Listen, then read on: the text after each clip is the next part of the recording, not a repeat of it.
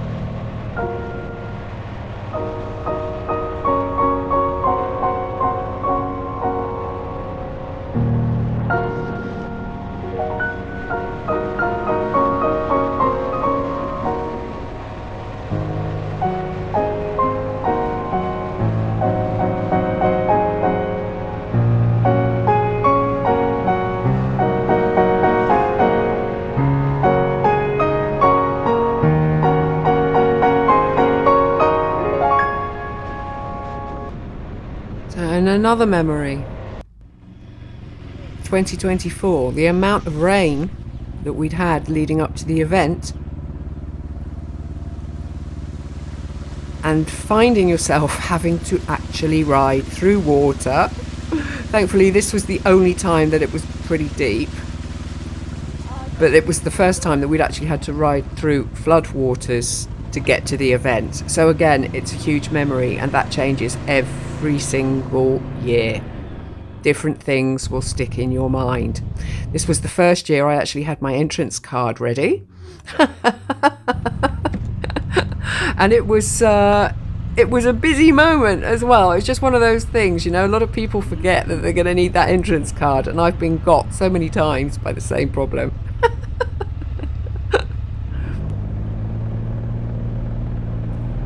So here we are again at the gate entrance to the Grossglockner. To get to the event from Altmunster, if you're staying in Altmunster, it's about a 220 kilometre ride to get to this gate. Same lady again, this time with a haircut. Changes as good as the rest. Suits her. And same problem. I'm still going to need to sort of get myself zipped up and ready. Only this time I have my gloves on. I had that card ready, so I don't have to stop. Unfortunately, not everybody uses indicators. It's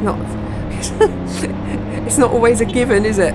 This guy just randomly stopped. Obviously must be waiting for somebody. 12%, so that's not bad. The gradient is just 12%. Again, the memory. I've waited a little bit, hoping that there wouldn't be a big group of riders in front of me, because the image is much better without riders. And you can see the snow in the distance. Maybe they were right about the snow.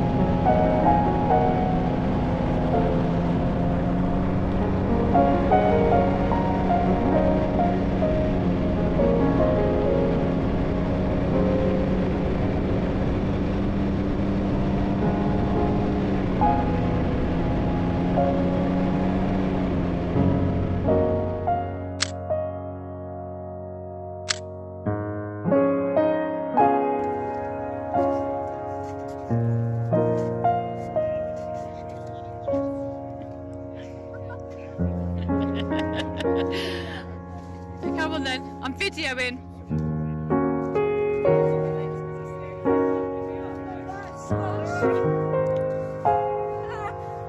Alright, go on then girls. Come on then, move, you've got a snow angel. You have to move, and your legs.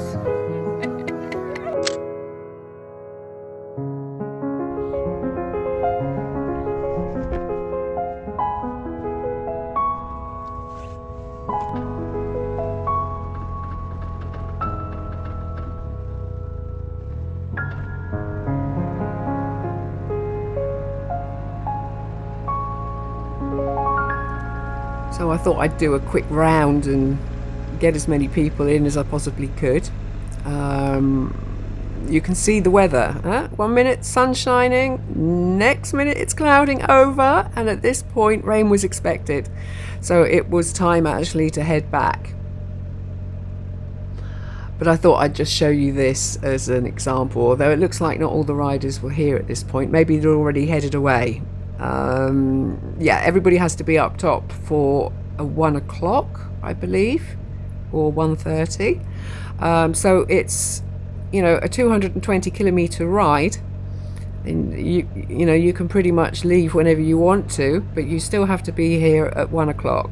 So most people leave at around 7 in the morning from Altmunster to make sure that they're up here for the photo, basically.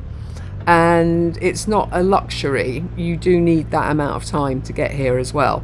But one nice thing, and is also different every year so far, I have ridden a different route to get here every single year. That's odd. I prefer not to use motorways, and this year was really no exception. And I rode most of the route on my own, and that's great because you get the chance to stop when you want to, and